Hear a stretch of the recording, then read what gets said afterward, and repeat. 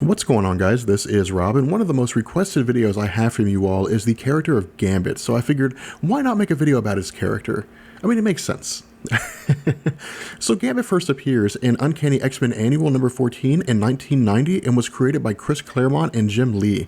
Now, if you recall our previous videos on the X-Men, we had mentioned that during the mid-70s and going into the 1980s, the team was being revamped and revitalized by Chris Claremont as the writer for the X-Men proper. Now, under Chris Claremont, Marvel saw an explosion in popularity in the X-Men, which resulted in the introduction of New Mutants at almost every turn. Now, the point at which Chris Claremont took on the X-Men title with Giant Size X-Men issue number 1 leading up to the end of Uncanny X-Men volume 1 is referred to as the Claremont run of the X-Men, but by 1990 Jim Lee had come on board as a relatively new artist, and as Marvel was leading into the release of Uncanny X-Men volume 2, Jim Lee and Chris Claremont introduced Gambit prior to the release of the second volume.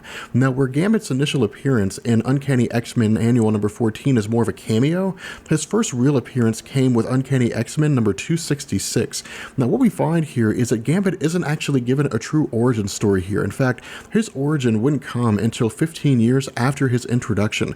Instead, he simply appears as a burglar in the midst of Storm attempting to escape a villain called the Shadow King. Now, we're not going to go very in-depth to the Shadow King here, but suffice it to say, I guess, he's basically a major villain in the life of Storm, as well as the reason for why Charles Xavier had created the X-Men in the first place.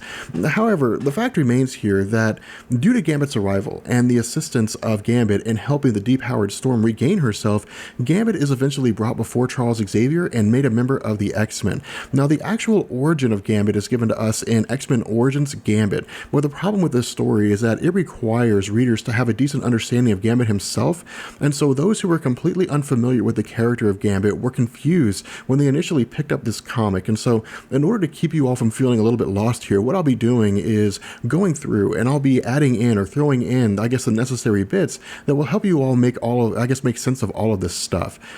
So the origin of Gambit picks up with Gambit in New Orleans as he's preparing to marry a woman named Belladonna of the Assassin's Guild. In New Orleans, there are two main guilds. The first guild is the Assassin's Guild, followed by the Thieves Guild. Now, as you guys know, I don't like using user-editable sources like Wikipedia, and so if I can't cite something in a comic, then I don't consider it to be absolute or true. With that in mind, I'll leave it to you all to decide whether or not this next little bit is true.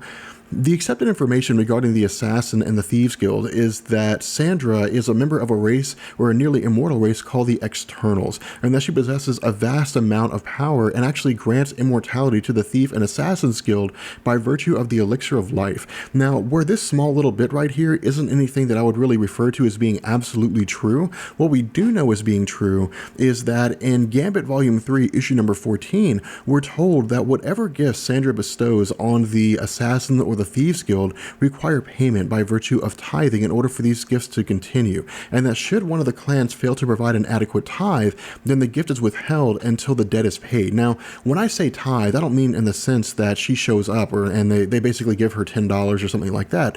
Tithing is basically a word that's used to mean that they have to fulfill a request from her. She'll basically say they need her, or that they need to do something for her.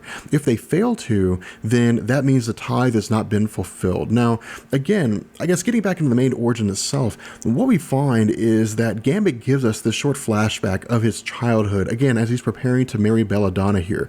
What we learn is that when Gambit was 8 years old, that he stumbled upon a young girl being attacked by several henchmen. Now, when Gambit stepped in to assist in saving the girl, the two of them became fast friends once the girl was saved, and that they actually ended up falling in love with each other.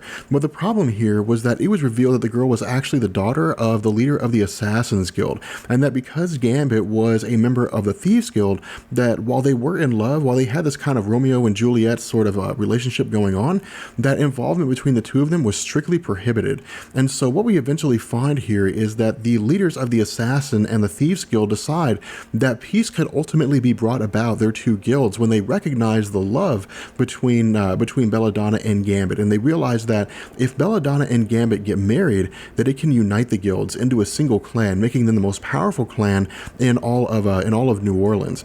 And so this is where we basically pick up with the origin story. We pick up with Gambit as he's preparing to get married to Belladonna. But the problem here is that the marriage between the two of them is interrupted and actually halted. It's never completed because Belladonna's brother shows up and considers the intimate relations between Gambit and Belladonna to be both disrespectful to themselves, disrespectful to their clans, and also defiling the very honor of the Assassin's Guild itself. Because again, Belladonna is a member of the Assassin's Guild. And so what happens is that the brother of Belladonna, in an attempt to regain what he considers to be the lost honor of the Assassin's Guild, challenges Gambit to a battle to the death.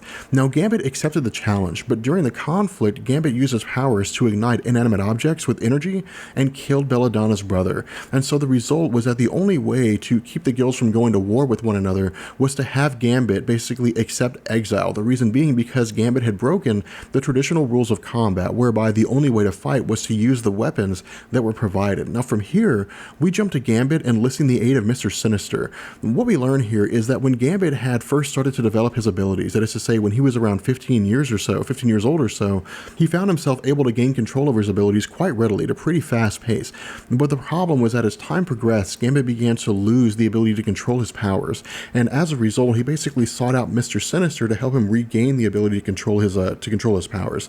But the bargain that was struck with Mr. Sinister required something on behalf of Gambit himself. And what we learn is that in order for Mr. Sinister to assist Gambit in being able to regain control of his powers, that Gambit would basically have to gather a group together called the Marauders. Now, who the Marauders aren't explicitly important to this story. The only thing that's really important here is that the Marauders are basically a group of henchmen that work for Mr. Sinister. Much like the X-Men or the Avengers, it's a general name given to a group of people. But what we find here is that Gambit was basically tasked by Mr. Sinister to lead the Marauders into the sewers of New York. But Gambit hadn't actually been told why it was this is happening. He wasn't told why it was he was taking them there. In addition to this, if you recall our video about Mr. Sinister, we had talked about how Sinister had believed that while he'd been experimenting on various humans throughout the course of his existence, that he believed that a lot of these experiments had taken place in the sewers of New York, and that this group, which we know as the Morlocks, were deemed, I guess, to be non-existent, or they shouldn't have existed at the hands of Mr. Sinister. And this is why the Marauders were assembled. When Gambit takes the Marauders into the sewers, Gambit realizes that the purpose of the Marauders is to massacre all the Morlocks. This is the event that's referred to as the Mutant Massacre or the Morlock Massacre. It's really an interchangeable term, and it depends on which one you want to use here. But the fact remains that once Gambit realizes what's going on, he tries to stop the Marauders, but he's basically incapacitated and almost left for dead by Sabretooth.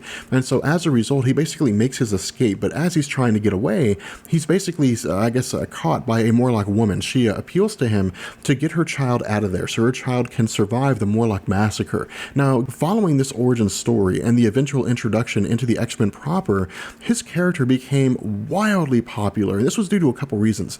The first was because he was an enigma with regards to both the X-Men and fan, comic book readers.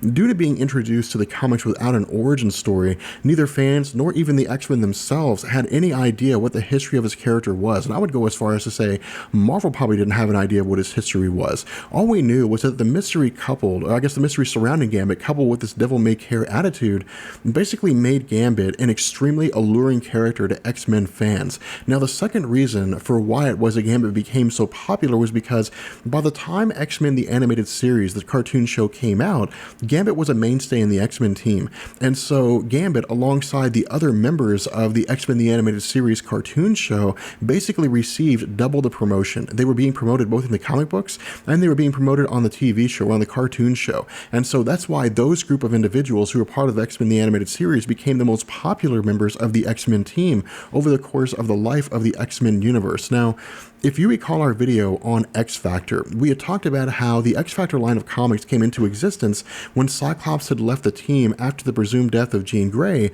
and the arrival of Madeline Pryor. Now, once Cyclops had returned to the X-Men, along with the original X-Factor team and the real Jean Grey character, the X-Men group was split into two teams. The first team was the Blue Team, which was composed of Cyclops, Wolverine, Psylocke, Rogue, Gambit, Beast, and Jubilee, with the Gold Team consisting of Storm, Jean Grey, Colossus, Archangel, Iceman, and Bishop. Now, the reason why I bring this up is because it was during this time when Marvel started to basically release tidbits of Gambit's backstory. And one of the most prominent tidbits that was given to us was was his involvement in the Mutant Massacre. Now again, at this time in the story of Marvel Comics, or I guess in the chronological history of Gambit, we didn't know that he was part of the Mutant Massacre. We simply just knew that the Mutant Massacre had occurred. But what had happened here is that with the revelation that Gambit had basically led the Marauders into the tunnels where the Morlocks were killed, because of the presumed belief that Gambit had been the helping hand, or I guess the hidden hand, behind this whole Mutant Massacre,